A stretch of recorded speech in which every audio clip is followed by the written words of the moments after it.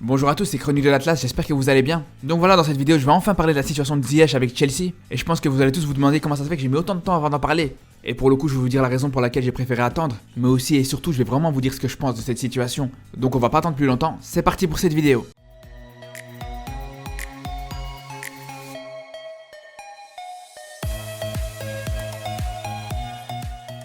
Si on revient quelques mois en arrière sur les 2-3 premiers matchs de Ziyech à Chelsea, on se rappelle qu'il avait bien commencé. Et grâce à ça, il y avait tout le monde qui commençait déjà à l'applaudir. Et pas seulement que les Marocains. Tout le monde voyait Ziyech comme le sauveur de Chelsea, et ça parlait déjà de lui comme la pièce maîtresse des Blues, et que ça allait être celui qui allait faire retrouver le club un statut de cadre européen. Mais il faut quand même se rendre compte de quoi on parle. Parce qu'à l'époque, ok, il a fait 2 bons matchs en première ligue, mais c'était contre Sheffield et Burnley. Et à ce moment-là, c'était les derniers et les avant-derniers du championnat. C'est pour ça que sur cette période où tout le monde était emballé par Ziyech, je voulais vraiment attendre qu'il confirme contre les grands clubs anglais, avant de considérer que l'adaptation de Ziyech à Chelsea c'était une réussite. Et ça encore une fois en tant que Marocain, quand on a connu l'arrivée de Marouane Chamakh en première ligue, et qu'on sait que sur ses premiers matchs il a tout explosé, pour que quelques mois plus tard il devienne la risée de l'Angleterre, à tel point que sa carrière elle a chuté aussi vite que ses cheveux. Donc c'est pour ça que c'est pas avec les 2 bons matchs et demi de Ziyech au début de la saison, qu'on aurait pu se dire que c'est devenu le De Bruyne marocain. Et ça pour le coup dans ses premiers gros matchs, on a pu voir justement qu'il a pas encore fini son adaptation au championnat anglais. Et là il a commencé à montrer plusieurs limites, mais ça on va en reparler plus tard dans la vidéo. Mais si je vous dis ça c'est pour vous dire une chose, c'est que j'ai vraiment voulu attendre avant de parler des problèmes d'adaptation de Ziyech. Et ça pour une raison simple, c'est que quand t'as un avis qui va à l'encontre de ce que pense la majorité des gens, faut absolument que t'argumentes 2 ou 3 fois plus. C'est comme si tu voulais accuser ton voisin d'avoir commis un crime, et que tu sais que personne te croira parce que tout le monde voit ce voisin comme une bonne personne. Mais c'est sûr qu'avant de faire une accusation, tu vas prendre un maximum de preuves. Ben là c'est un petit peu la même chose avec Ziyech dans ses débuts avec Chelsea. Il y avait tout le monde qui était émerveillé par ses performances. Donc si j'arrivais comme un cheveu dans la soupe, pour mettre en évidence les petits problèmes qu'il a dans son jeu, et j'étais obligé d'avoir des preuves très solides. Après ça empêche pas qu'il fait aussi des très bonnes choses avec Chelsea, attention. Ça empêche pas qu'à côté de ça il a des grosses difficultés. Après c'est pas forcément que de sa faute. Il y a ses blessures en début de saison qui lui ont posé beaucoup de problèmes, mais il y a surtout le traitement très injuste qui lui est réservé de la part de Tuchel. Et c'est à un moment faut en parler. Parce que pendant 3 ans il a fait la groupie avec Neymar et Mbappé au PSG, et maintenant qu'il est à Chelsea il vient de faire le cow-boy avec Ziyech.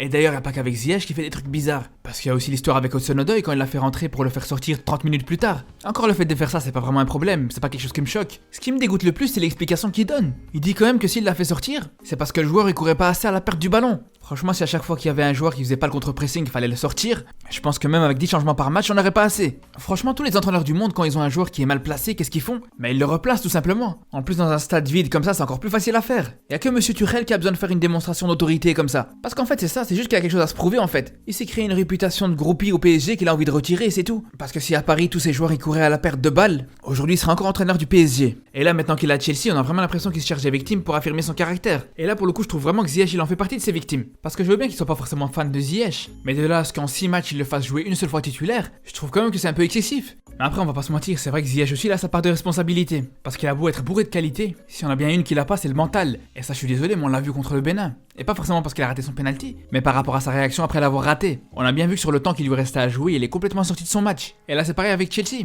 Ok le coach il lui fait pas confiance, mais justement c'est dans ces cas-là qu'il doit être encore 2 fois plus fort. Mais là pour le coup c'est le contraire, depuis que Tuchel est arrivé, il a vraiment régressé par rapport à son niveau. C'est simple, si on prend les statistiques de Ziyech à l'époque de Lampard, il était beaucoup plus en confiance. Donc quand il avait le ballon, il avait tendance à proposer beaucoup plus de tirs, de passes clés ou de centres. Alors que depuis l'arrivée de l'entraîneur allemand, juste avec les statistiques, on peut voir qu'il est beaucoup moins entreprenant.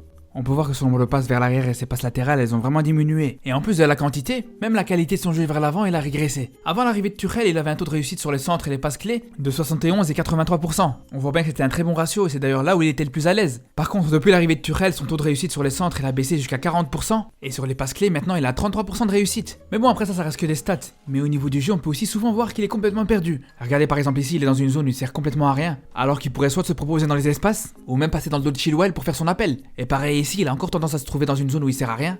Il est complètement collé au porteur du ballon, alors qu'il aurait pu s'écarter un petit peu plus, et à ce moment-là, il aurait eu plus facile à chercher la profondeur. En fait, on a vraiment l'impression qu'il essaie de fuir toute responsabilité. Regardez, c'est comme ici. Encore une fois, il aurait pu demander dans les espaces, mais là, c'est limite s'il fait pas une partie de cache-cache derrière Neves et Neto. Après, même si la qualité de son jeu sans ballon, elle a fort régressé depuis l'arrivée de Tuchel, on va pas se mentir, depuis qu'il est à Chelsea, c'est un domaine où il a beaucoup de difficultés. Et ça, c'est le cas depuis le début de saison. Il est encore dans une situation où il peut demander dans l'espace, mais préfère s'isoler sur le côté droit, dans une zone où il y a énormément de joueurs de Chelsea qui se sont accumulés.